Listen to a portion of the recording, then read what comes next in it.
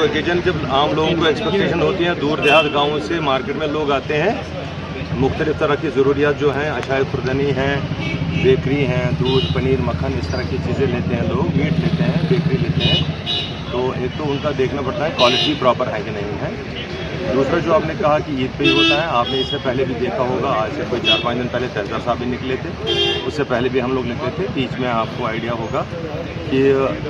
सिर्फ 2 महीने पहले ईद थी, 2 महीने पहले ईद थी, तो उस पर भी जाहिर सी बात है हम कैसे करते हैं। इसके साथ साथ शायद आपको पता नहीं होगा कि हमने पिछले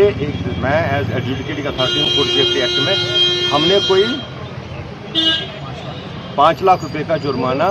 जो फूड सेफ्टी एक्ट की वायलेशन करते हैं पैक्ड फूड्स का,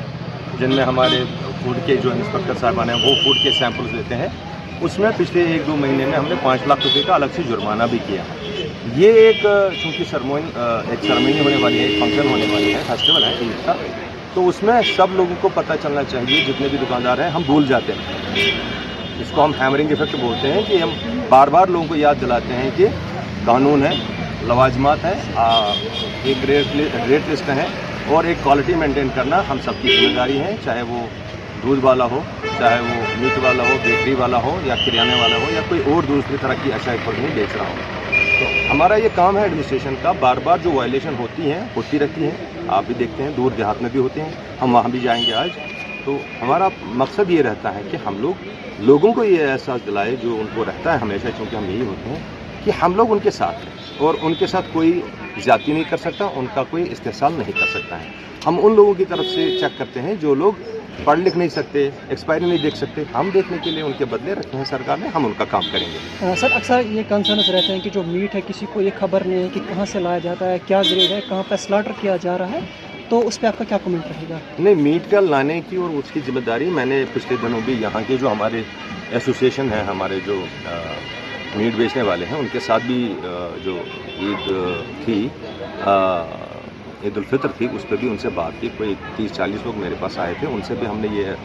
एश्योरेंस ले ली है और आप देखें कि उसके बाद से थोड़ा बहुत फ़र्क पड़ा है क्वालिटी ऑफ मीट में हंदवाड़ा में। फर्दर भी हमें अगर कोई इस तरह का स्पेसिफिक इनपुट मिलता है, जैसे पिछली दफ़ा तहसीलदार साहब ने एक गाड़ी पकड़ी जिसमें माल तैयार था, बारामूला से आया था, कोई खाने पीने की चीज़ें थे, रिश्ता थे, कोई कबाब थे, उसका एक हमारा सैंपल लिया गया, हमने उस चीज़ की थी, सैंपल लिया गया और सैंपल की रिपोर्ट आई है कि वो क्वालिटी मटेरियल था और वो गोश्त था।